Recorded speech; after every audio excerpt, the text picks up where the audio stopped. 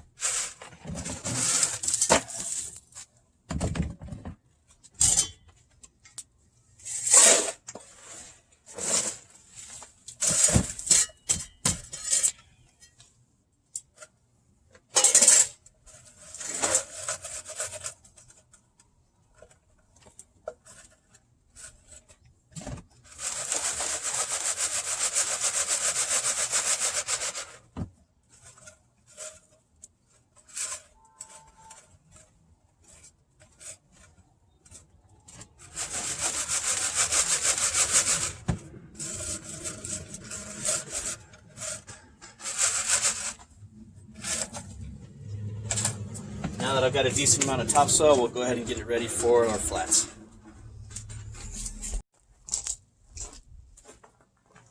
So now that I've got my topsoil nice and screened, I'm going to take a few shovels full and put it in each tray, just kind of evenly spreading it. And what we'll do is we'll use our hands to actually spread it out and really smooth it out good. And after we get it all smoothed out, we're going to go ahead and water it down and let that sit, let the water soak in. And then we will show you how to seed a couple of trays.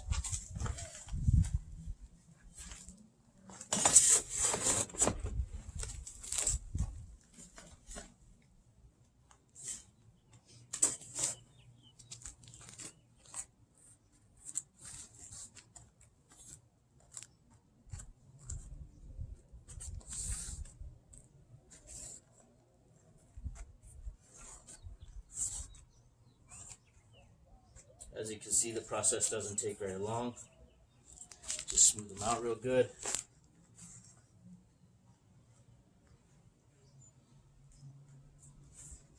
Doesn't have to be perfect.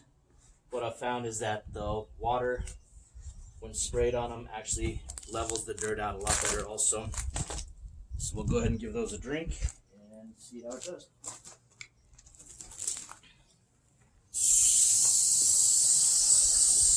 You want to give them a good thorough soaking We're using the trays with the holes in the bottom so they can drain out with all the excess water, but we give them a nice good wet down so that way the soil gets wet all the way through.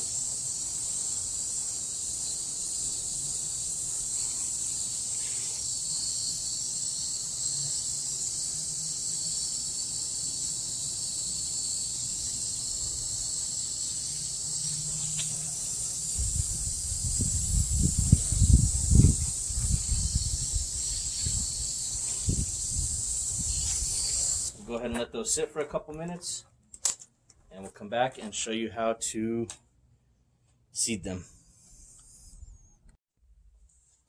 So now that we've got our trays nice and filled and watered down, you can see that they dry pretty evenly.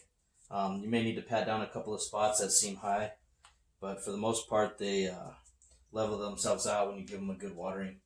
So today what we're going to be planting is broccoli, Detroit red beets, and a basic salad mix. So I use 75 grams of broccoli seeds per flat.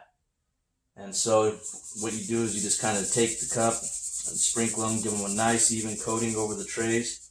You don't want it too thick and you don't want it too thin. You just basically want one seed to cover each little area of soil on the tray. If the seeds pile up on top of themselves, then you can have to worry about root rot or a waste of seeds. Also, a lot of times I've noticed they won't germinate if you use too much. And so you just want to make sure you get a nice even coating over the whole tray. And just about there.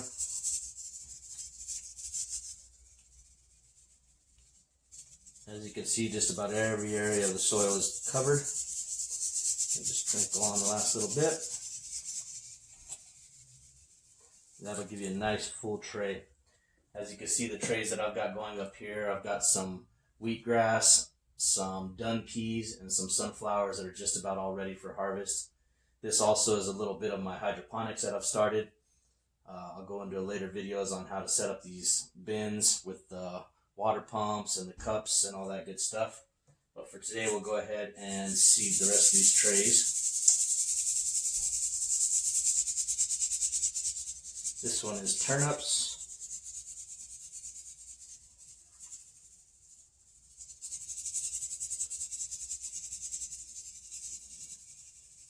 I'm sorry, actually this is my salad mix. This is broccoli, this is salad mix. I was wondering why the seeds were multicolored. And then we have the beets. The beets I actually use 125 grams of seed.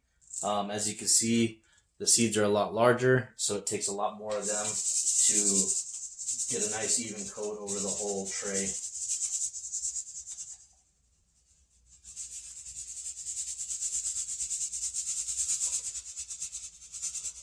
So once you get these guys seeded, nice even coats, get all the edges, that way you don't have any gaps.